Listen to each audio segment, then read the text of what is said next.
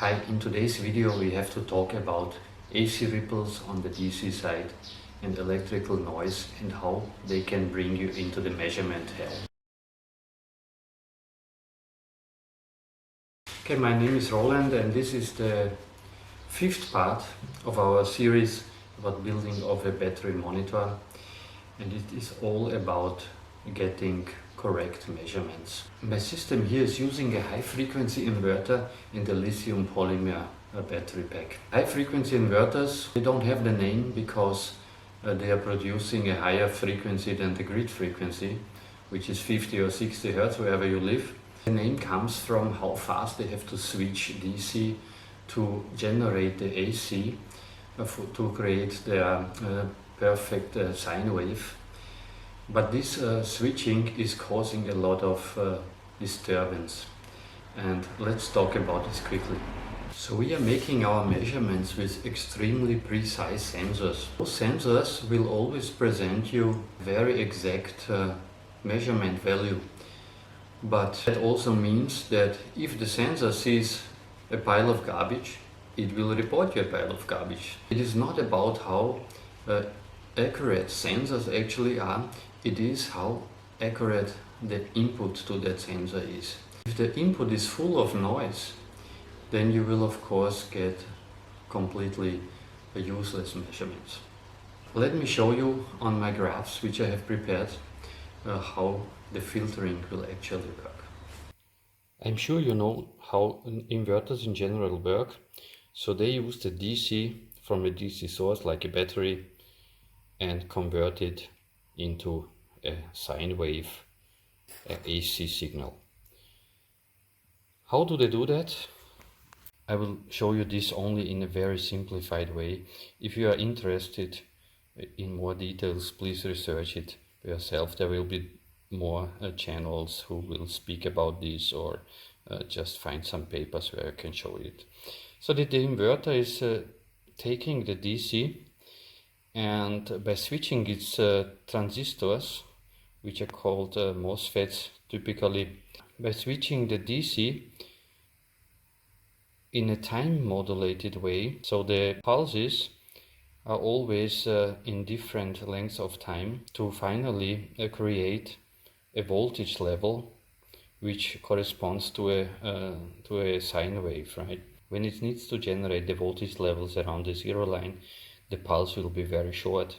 When it needs to generate higher levels, the pulse will be longer and longer and longer. At the peak, it will be probably on most of the time, and then it will go down again. So this is called PWM switching. PWM means pulse width modulation. How can you get a sine wave out of this kind of signal? Well, these energy packets basically will be then filtered, smoothed out over inductors and capacitors, and it will create this nice perfect AC sine wave. But when the inverter is creating this sine wave, it is of course taking DC power in a different energy levels. So as I said before, if it has to generate outputs near the zero line, it does not need to take any energy from the DC. If it has to generate the peaks, it has to take more energy. So by creating the AC on the AC side, it is automatically creating a similar frequency on top of the DC power. So this one is sitting, if this is the base level of the DC, this is on the surface of the DC, it will create these ripples. They are called the AC ripples on the DC side. In addition to those ripples, which are normal, you cannot avoid them, comes the noise. So the noise is produced due to the very fast switching of the transistors, and because there are always inductances there inside the inverter, there is filters, there is coils, or also loads which can be inductive. In my case, I have my main load actually on that inverter is a pool pump, that's an inductive load. But that is creating a lot of noise, because every time when you switch on DC over an inductor, the inductor will try to compensate. So by lowering the amps, it will try to raise the voltage to maintain a kind of similar power output. So here you can see this. We have actually two things to measure. One is the total voltage. If you would not have a filter there, you have your ripple, and additionally on that one, because we have quite a high potential here, this is about 50 to 60 volts, the ripple is comparatively relatively small, and the noise, extra noise, is also relatively small. So you have this ripple and then you have the noise overlaying that ripple. So if you would now measure this without any filter, you would probably see errors around plus minus 1%. If we take a filter on that one, which we will speak about in a moment how they look like, you can actually, in this case, filter that out extremely easy and get just a constant nice output with almost no error. In the other case, when we are measuring the shunt voltage, here we are working with very low potentials in millivolts, right? So between 0 and plus or minus 75 millivolts if we would run the full current over the shunt. The overlaying signal, the ripple signal and the noise is comparatively very big, right? And if you would not filter anything of this, you would get errors up to plus minus 50%. So the measurement, the values would be all over the place and completely useless.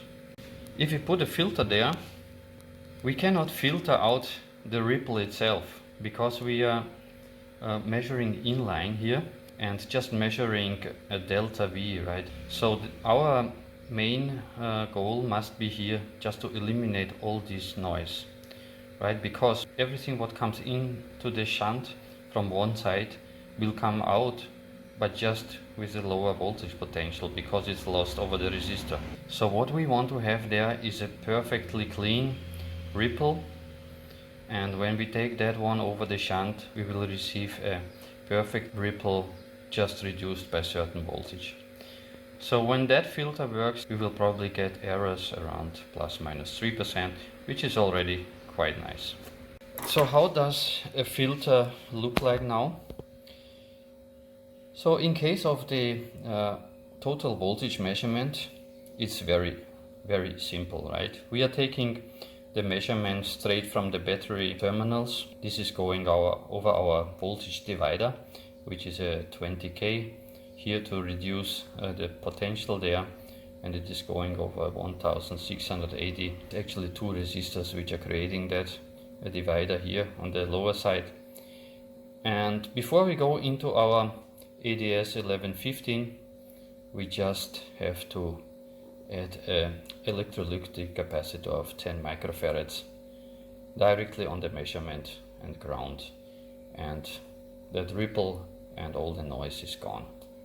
I have decoupled the read input here on the ADS 1115 directly with a 10 microfarad electrolytic capacitor, which is put between ground and the read pin there.